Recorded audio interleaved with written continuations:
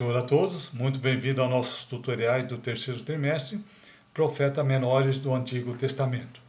A lição que nós estamos estudando é a número 4, Amós é o tempo de buscar ao Senhor de todo o coração, e será ministrado no dia 23/7/2023. A revista foi escrita pelo pastor Antônio Paulo Antunes. Quero fazer aqui uma correção.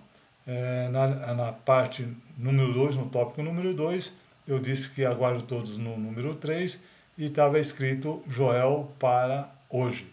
Mas nós estamos estudando Amós, então é Amós para hoje. Me perdoe.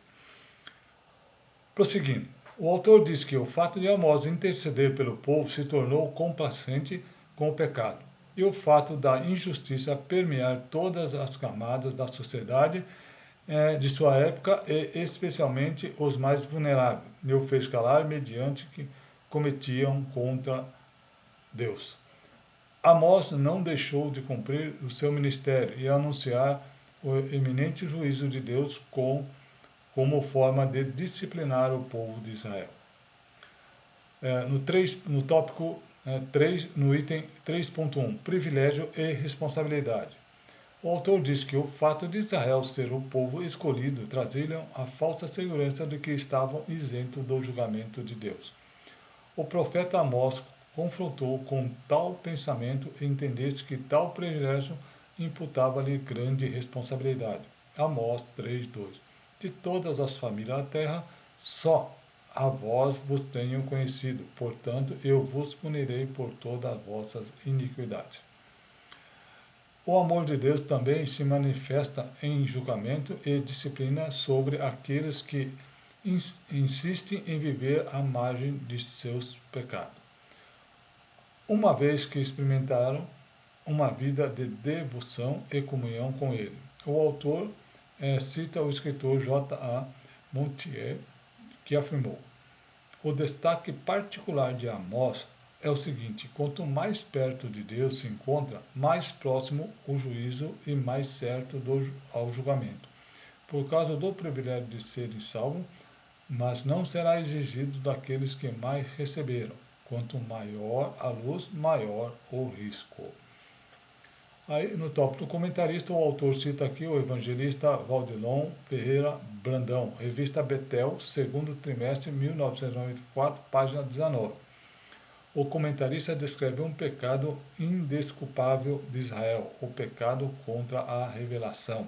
O privilégio de Israel, né, ser a nação eleita de Deus não faria mais importante que as demais nações a ponto de poder pecar. Esse privilégio era para ser luz para as nações e não igualar-se a ela. 3.2. A inutilidade de formalismo religioso. O autor diz que a mensagem de Amós é muito clara. Amós 5:24.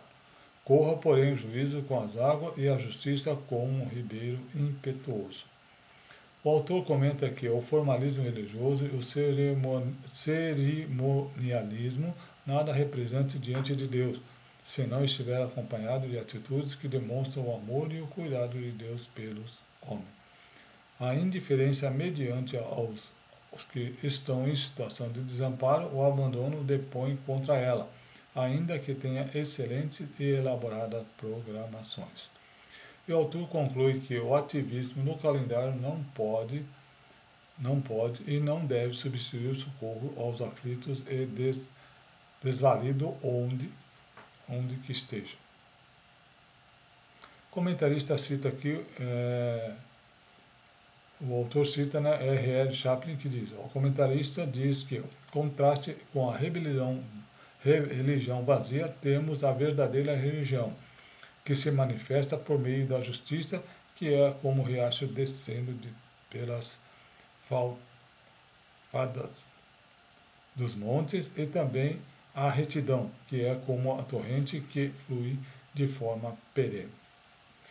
Aqui no item 3.3, uma mensagem de esperança. O autor diz que em Amós encontram-se muitas palavras sobre sofrimento, destruição e morte, e poucas palavras sobre otimismo e esperança. Mas tudo isso não invalida a mensagem final sobre a esperança de um futuro melhor. Amós 9, de 11 a 15. Naquele dia tornarei a levantar o tabernáculo caído de Davi, e repararei as suas brechas, e tornarei a levantar as suas ruínas, e os edificarei como nos dias da antiguidade, para que possua o restante de Edom todos os gentios que são chamados pelo meu nome, diz o Senhor que se faz essas coisas. Eis que vem dias, diz o Senhor, em que o que lavra alcançará o que segue, e o que pisa as uvas ao que lança a semente, e aos montes desfilarão o mosto, e todos os outeiros se derreterão. E trarei do cativeiro o meu povo de Israel, e eles edificarão a cidade associada nelas, e nelas habitarão, e plantarão vinha, e beberão ao seu vinho, farão pomares, e eles comerão o fruto. E plantá-lo-eis na sua terra, e não serão mais arrancados da sua terra que lhes darei, diz o Senhor teu Deus. Devido ao pecado dos povos, Deus mandaria seu fogo destruidor e todos os castigos como juízo. O autor enfatiza que o profeta, no final da mensagem, reforça a graça, a misericórdia e o amor de Deus para referir-se à oportunidade de todas as coisas receberiam a mensagem da salvação por meio do descendente de Davi, Jesus Cristo. Aí no tópico do comentarista, o autor cita o evangelista Evaldilon Ferreira Brandão. A revista dominical, segundo trimestre 1904, página 20. O comentarista diz que as promessas finais da salvação em Amós. Cumpriu a missão que havia recebido ao Senhor, entregou a mensagem do juízo divino sobre os pecados do povo. Comentarista Jó 1,14. Deus vento se fez carne e habitou entre nós. A palavra grega habitou se traduz literalmente, levantou o tabernáculo, cumprindo assim a profecia messiânica de Amós. Amós 9:11. Aquele dia tornarei a levantar o tabernáculo caído de Davi, e repararei as suas brechas, e tornarei a levantar as suas ruínas, e os edificarei como nos dias da antiguidade. Bem, aqui nós terminamos então o tópico 3.3, o item 3.3 e o tópico também número 3. Muito obrigado por assistir. Aguardo todos na lição número 5, que o tema é Obadias, o juízo divino virá. Até lá, se Deus assim permitir.